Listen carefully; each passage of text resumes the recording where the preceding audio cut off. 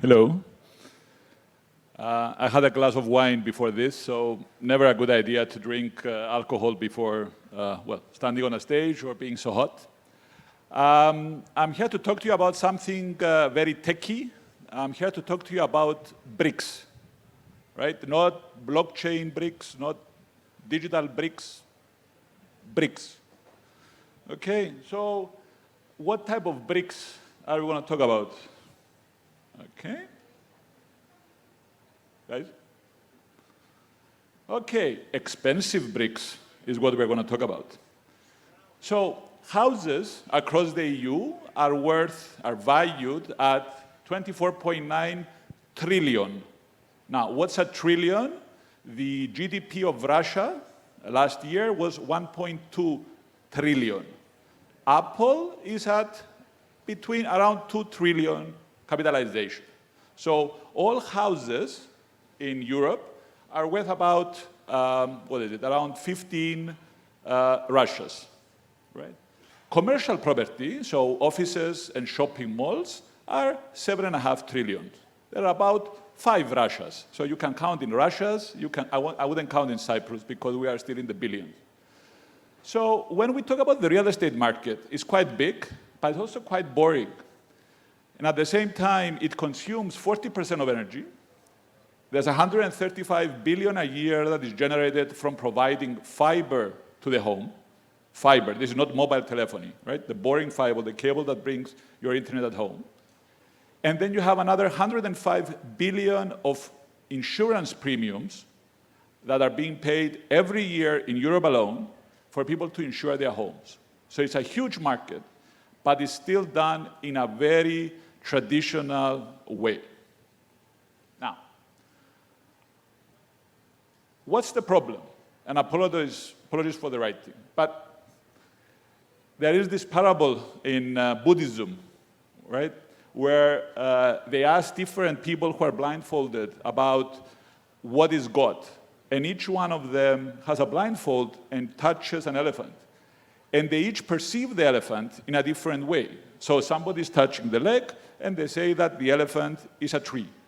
Somebody touches the skin of the elephant, and they say, the elephant is soft and a bit hairy. Somebody touches the trunk, and they say, well, it's wet and long. It's like a pipe.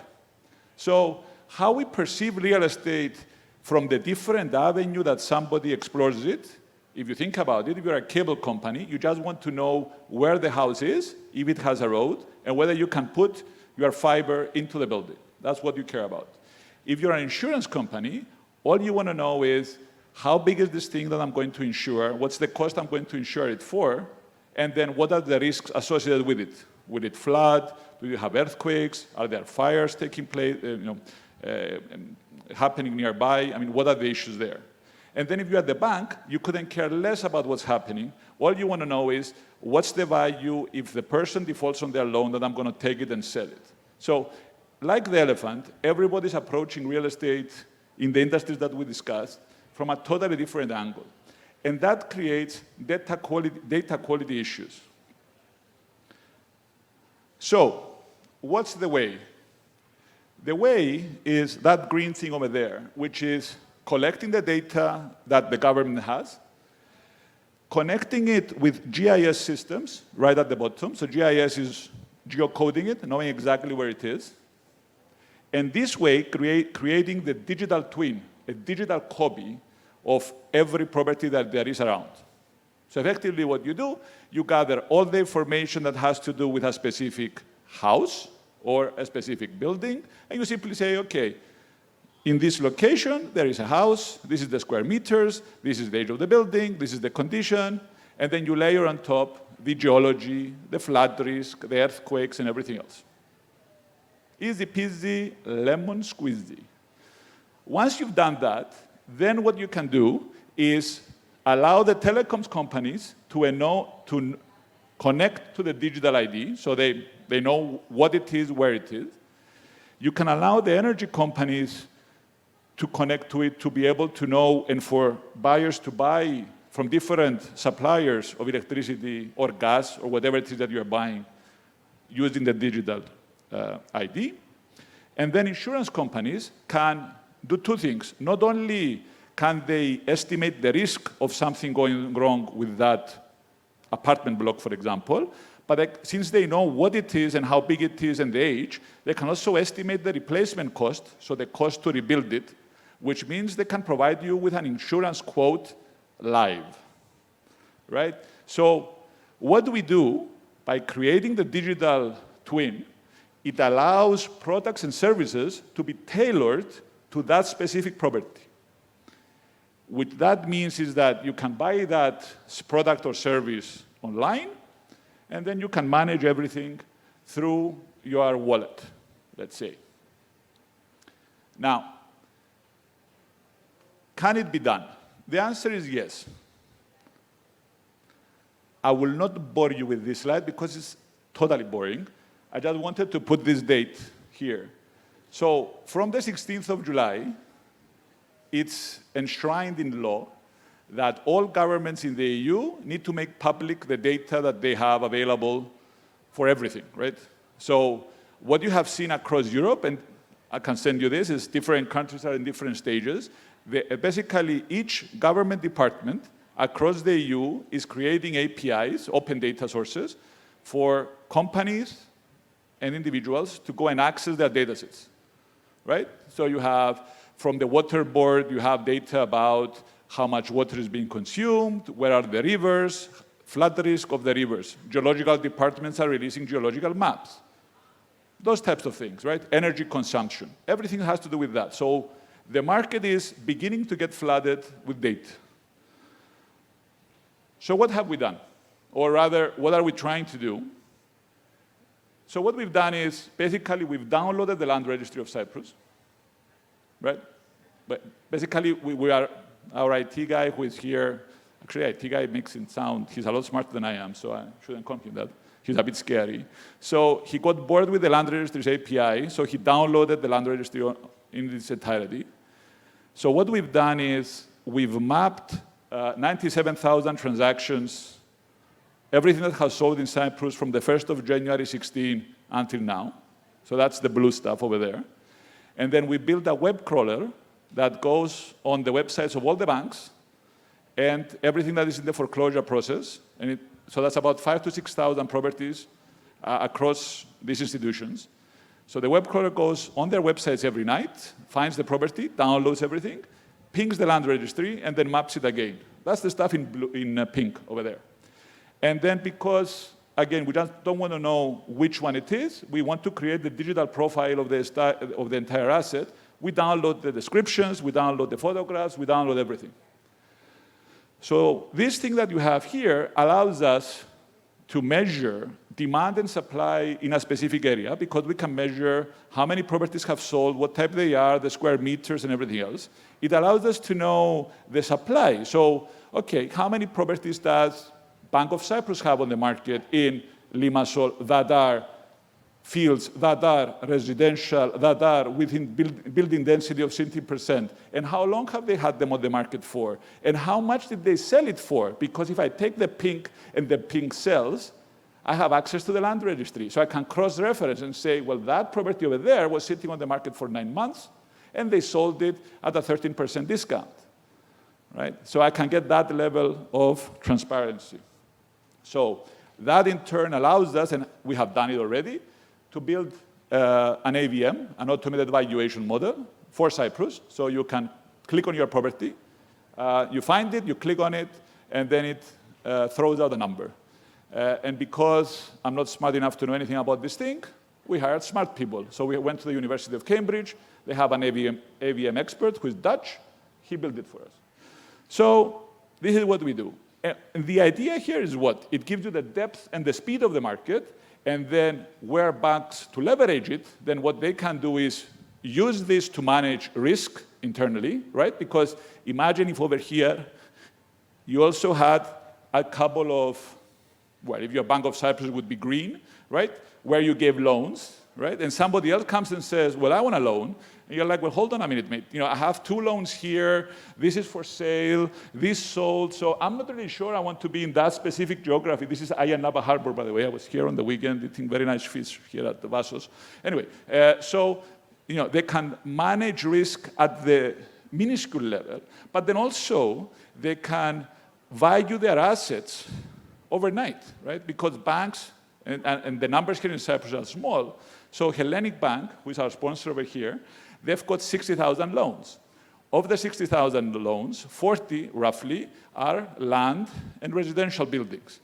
Under EBA, European Banking Authority, not something that you hear in an innovation conference, regulations, they need to revalue that property every 3 years. They have to do it. And the cost of that revaluation, you have to pay. Of course, because you took out the loan. It's on your charges that you pay. So 40,000 valuations. Take every 3 years, 1/3, let's call it 13, let's call it 10 because of the wine. 10 times 200 euro is 2 million. 2 million, I can do this in a weekend, and I will charge them 1/10. This is the level of what we can do by automating all of these things and allowing the banks to manage risk better. This is the one side. The other side, and this is where I get really excited, is when we start talking about insurance. And I know you find insurance amazing.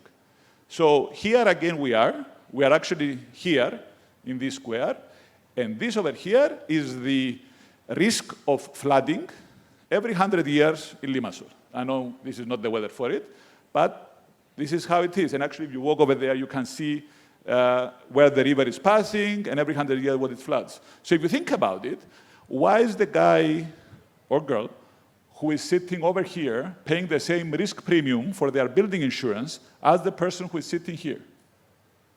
No sense whatsoever, none.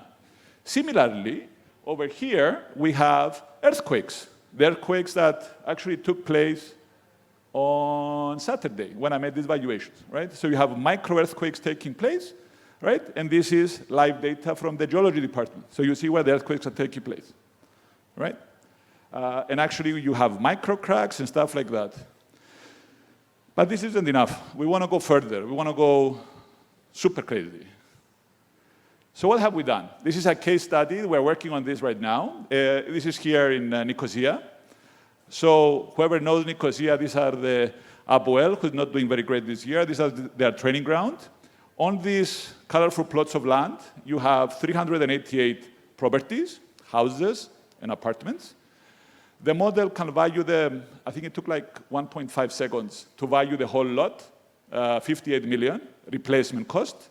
And then what you can see here is via satellites, thank God for the European Union and the government data I was mentioning earlier, there is the Galileo satellite network that measures the height of everything, literally everything, every 6 days.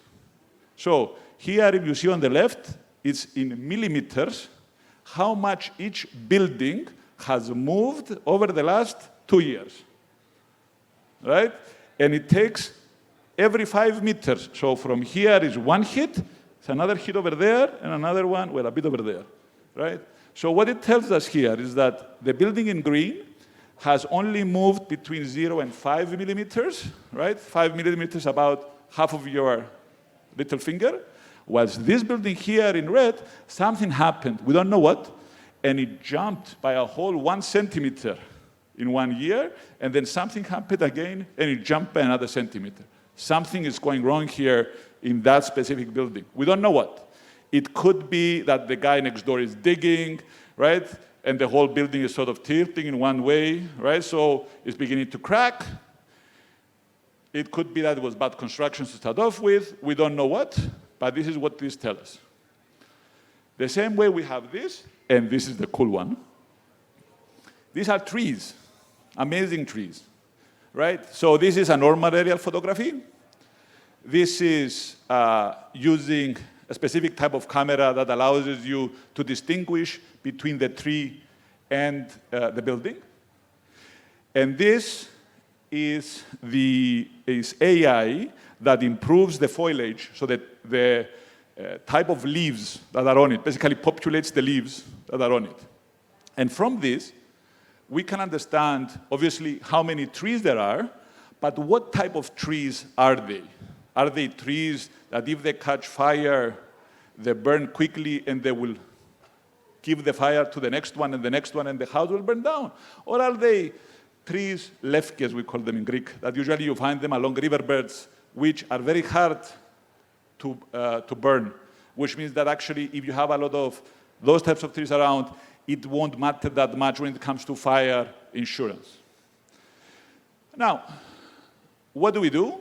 And who does all these things? It's actually the guys who are sitting over there, science, right, which is a research center here in Nicosia. So we have an agreement with them. We're sitting over there, right? And they give us, because we're not smart enough, or rather, I'm not smart enough, right? So I downloaded the land registry because it was there. I download all the publicly available data because it was there. And then I went to the smart guys, and I have an API that feeds me the satellite data on a daily basis. And I did my job. Now, why? Right? So let me go one back. I am now going to talk to you about something that I shouldn't be talking to you about, because this is boring. Okay? This is non-performing loans. God help us. We went from BRICS to non-performing loans. The EU's GDP is 13 trillion, like we said before. But the NPLs in the banking system in Europe, where, right, non-performing loans are those who are not paying their loans. They were 1.2 trillion in 2014, right? Because the crisis happened, and this huge wave started going around from the US, hit the UK, and then swamped the rest of the world. So in 2014, there were 1.2 trillion in the system. I need to explain what the system is, right? It's not the matrix. So you have the banking system, and you have the parallel system in which a loan can exist. So if you got a loan from a bank in Greece, right, Alpha Bank in Greece, and that loan gets sold to a private equity fund, probably from the US, that loan, even though you still owe it, is not in the system. It doesn't mean that you have repaid your loan. You still owe it. It just doesn't count as it being in the system. So 1.2 trillion of NPLs were in the system. Now we're down to 500 billion in the system. But there's now a new wave. The one that nobody's talking about, the one everybody's now bothered with inflation, and their stuff not coming in from China, whatever. The second wave, according to the ECB, the European Central Bank, is expected to be 1.4 trillion. So more than the one that was created before.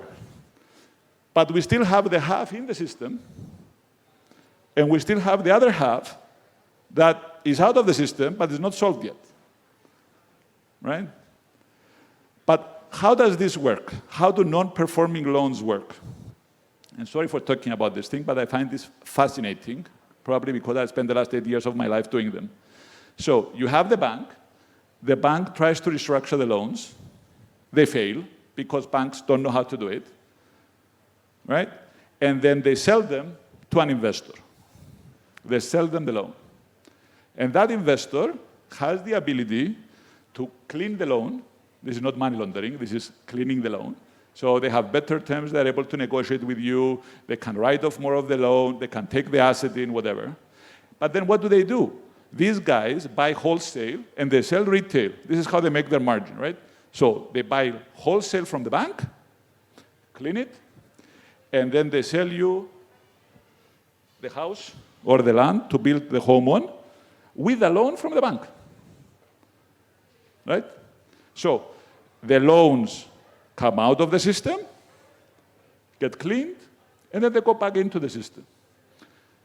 19 billion of NPLs in Cyprus, 80 billion of NPLs in Greece, 500 billion in the system, 500 billion out of the system, another 1.4 trillion on their way.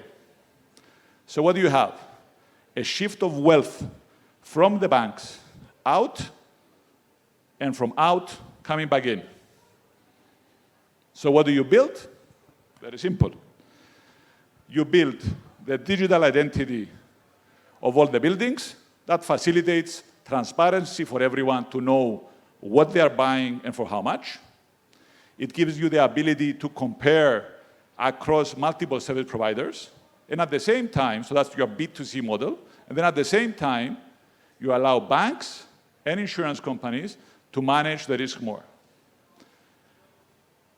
I told you I was going to talk about BRICS, and I showed you that these are not theoretical.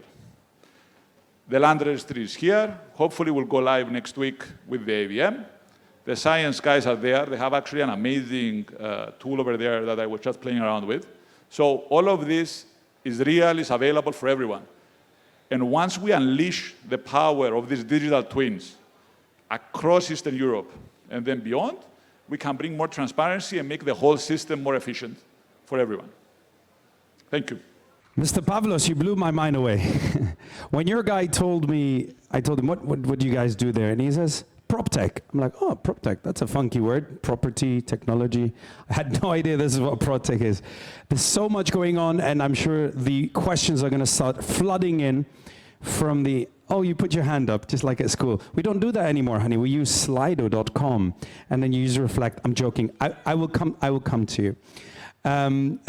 But we do have a question up here, and I will come to you in just a second. If you do want to ask a question, the best way to do it is slido.com, use Reflect Fest, and open up the Old Port room, that's it, and ask your question. So we have a question here. How does WiRE compare to Zillow and Realtor.com? Thank you. Let me talk about Zillow. So Zillow is the largest marketplace for real estate in the US. We love it, and we're copying everything that has to do with it. The instructions to my IT guys is copy everything, change nothing. They are the best. That would be one. The second is how they make their money is that you list your properties for free, and then basically once you go and you find the property and you want the loan, they get a referral fee from giving you the loan from the bank. So banks are selling loans through their website. Because if you think about it, it makes sense, right? If I found the property, why am I then calling a bank and then a second bank to tell me how much they would lend me against that specific property? So what they have done is basically they took the banks, stuck them underneath every ad on their website. And then that allows you to, you're there, you're looking at the property, you get indicative loan terms, and then you get credit scoring through them, and then you get indicative term sheet from them to get a loan, right? So yeah, we're copying everything that there is there. I'm Victoria. I'm working 20 years in real estate business in Cyprus. So we do have a big problem of centralized system of properties, and we do need it. But from what I can see is that information you get besides of land registry is actually bank properties. So these properties, they are in the market, and they were in the market long time before their owners couldn't pay the loan. Mm-hmm. So at the end, the prices which are listed by bank are not really the market prices, but they are below market prices. Mm-hmm. So what's happening with statistically with the rest of properties? I mean, you say that it's like real prices for real properties, but at the end, it's just a small share for unpaid loans. No, sorry. So the blue stuff, right, you have the blue and the pink. The blue stuff is everything that has sold, not by the banks, by everyone. So that, and those are the prices that we will be sharing with everyone. Because we agree with you that the prices that we collect from the banks, the 6,000 properties that we update daily, are not the complete data set, and sharing that with the people would confuse them more than anything else. So in that regard, I agree. Now, in terms of if the prices are low or high, allow me to disagree about being low or high. A property is worth what somebody would pay for it. And what we have found with the banks is, and this is what I tell my clients, if you have a property on the market for, I would say, more than a year, either your agent is not doing their job, or your property is not ready, you haven't collected the documents, cleaned it, done the basic stuff, or frankly, you're asking for too much. Yeah, it's a problem in Cyprus. Everybody wants too much. Another question I wanted to ask you, what is about opposite of opening the law, the enclosure, what is about the confidentiality of owners who have loans and things like that. I mean, if this information is going to go public too. Yeah, I'll answer that. So the information on transactions, right, is if you are a registered, so let me answer this correctly. We don't know who the owner is. That's number one. And we don't know if you have a loan or if you are paying that loan or not. We don't know. We just know that this building that is 80 square meters, located there, 1997 construction, sold for this amount of money. That's all we know. That information, if you are a registered valuer in Cyprus, which, as you know, again, because of the EU, you can passport your license across the union, we get from the land registry, we're allowed to have it. We clean it, and then valuers can give that information back to everyone as part of a valuation. So we are hiding between something that was not very well written, let's say, by someone in the legal department of the land registry. That's it.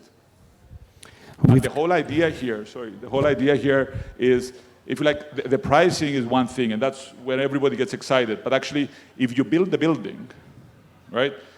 I mean, think about it right now. You have CNP, Pan-Cyprian Insurance, but also, AXA Insurance, Generali, right? These are massive companies, which the way they market themselves is, come and insure your property with me, and then what you need to do is actually, so they have banners everywhere, right?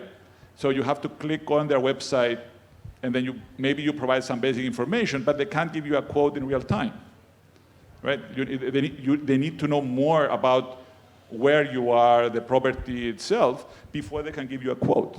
And this is what we're trying to solve. You just find your address, click on it, the building is there, so everybody can feed you with the information tailored to exactly what that property is. That's the whole idea here. Shall we take some more questions, Pablo? Sure. So, do you have one you want to answer? Will you do the first one? Yeah, sure. Given that these funds have a very short business plan, 3 years, what is your long-term B2C strategy? B2C, okay. Well, first of all, the business plan is not 3 years, it's 5 to 7, just FYI. And the second is that, this is a car wash business. So non-performing loans are generated constantly. We just have a big wave right now. We had one, we're having a second one. So they're never going to stop. And at the same time, you have the banks that also are not going to stop. Yes, they will get disrupted. Yes, everything will happen. But people will still give loans just in a different way. And when you give a loan, you take a risk. Somebody's not going to pay. Somebody needs to clean it. Somebody needs to sell something. And we're there. We are the pipe. We're not sexy, right? We just ensure that when you turn on the water, there is a pipe to bring it to you. That is all. And what if, for example, within the bank's website terms and conditions, they limit crawlers in their website, which apparently is common practice? Would you still have access to the data? Yeah, because, again, the data that we have is, the blue stuff is the important. It's from the government, that is the land registry data, which we have access to because we're registered valuers. The web crawler stuff, yeah, we collect. Also, we are registered estate agents. So anyway, we get the data from them because they expect us to market their properties, even though for conflict reasons, we don't. And how much time did it take you to clear and sanitize the data you put in your AVM system? Well, thank you. Actually, this is the third time I've done this. Third company that does the same thing that I sold. So we did it relatively quickly. It took us about 4 months, 4 or 5 months to do it, to do the 97,000. Okay. How many investments have you attracted so far? What is your current evaluation as a company? Ooh, lovely. Okay, so we started 1st September last year in my living room. We launched business 12th of November. Before launching the website, what you saw, which we haven't launched yet, we've generated 300,000 of revenue, doing advisory work using the data that I showed you. We are in equity raising mode right now because we want to build the insurance and go to Greece and then Romania. So we're raising 700,000 for 20% of the business. I didn't realize it was a pitching competition, but yeah, okay. And there's one more, which should be interesting. We know that many times there's money under the table in every real estate transaction. So untrue. This never happens. Well, how do you take that into account in the AVM system? Yes. I will answer that. Actually, the amount of under-the-table money is decreasing by a lot. And the reason is twofold. The reason is that if you have over 10,000 euro, the bank doesn't accept you to deposit it in your account. That's sort of one. And then the second is actually the prices of real estate have gone up so much that how much under the table are you going to give? I mean, how many black bags are you going to have? Plus the Bin Ladens, the 500 euro ones are coming out of the market, so that's a bit of a problem. Well, like Bin Laden, he also came out of the market. So, there is money under the table, there always is, but that's within the margin of error that you would expect anyway in an ultimate valuation to happen.